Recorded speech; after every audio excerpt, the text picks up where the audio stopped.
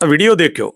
जब कैमरे के सामने आकर कुछ बोलता है तो देश का बेड़ा गर्क करके ही जाता है। अभी तक 5 स्टेट्स में इलेक्शन चल रहा था, तब इन्होंने कुछ नहीं बोला और जैसे ही इलेक्शन के रिजल्ट आते हैं इन्होंने अपने हाथ खड़े कर दिए और बोल देते हैं कि भाई मेरा काम तो हो गया, अब जो कुछ भी करेगी आम जनता करेगी। और ये अपनी नाकामी का फल आम जनता पर थोप देते हैं कि आप डीजल पेट्रोल कम यूज करो, फॉरेन कंट्री में कहीं जाने का सोच रहे थे तो वहां मत जाओ, आप 1 साल तक गोल्ड मत खरीदो, यहाँ तक खाने का तेल भी कम यूज करो और वर्क फ्रॉम होम करो। और ये इतने बड़े बेशरम है कि करीब 7 बजे बोलते हैं कि डीजल पेट्रोल कम यूज करो और ठीक 2 घंटे बाद ये अपनी 100 से ज्यादा गाड़ियां लेकर रोड शो करने निकल जाते हैं। आपने देश की जनता को तो बोल दिया कि आप अपने फॉरेन ट्रिप्स को अवॉइड करिए, लेकिन आप खुद 15 तारीख से 4 देशों की यात्रा करने जा रहे हैं। पहले आप खुद अपनी फॉरेन ट्रिप्स तो कैंसिल कराइए। ये बोल रहे हैं कि कैसा भी फंक्शन हो, कैसी भी सिचुएशन हो, 1 साल तक कोई भी गोल्ड मत खरीदिए। लेकिन शायद मोदी जी ये बात भूल चुके हैं कि इन्होंने देशवासियों को इस लायक छोड़ा ही नहीं है कि वो जाकर गोल्ड खरीद सकें।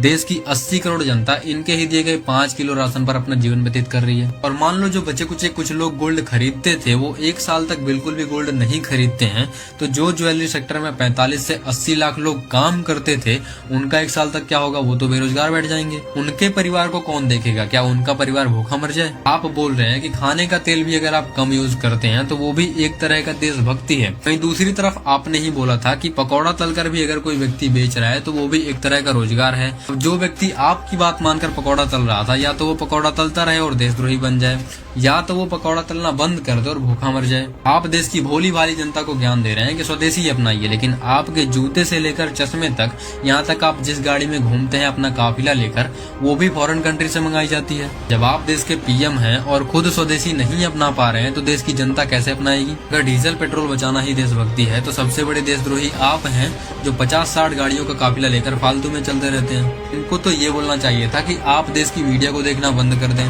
देश का बेड़ा गर्क करने में दूसरा हाथ मीडिया का ही है। जो काम मीडिया को करना चाहिए वो हम जैसे क्रिएटर्स कर रहे हैं। तो आप सपोर्ट दिखाने के लिए फॉलो कर सकते हैं। बाकी जय हिंद जय भारत।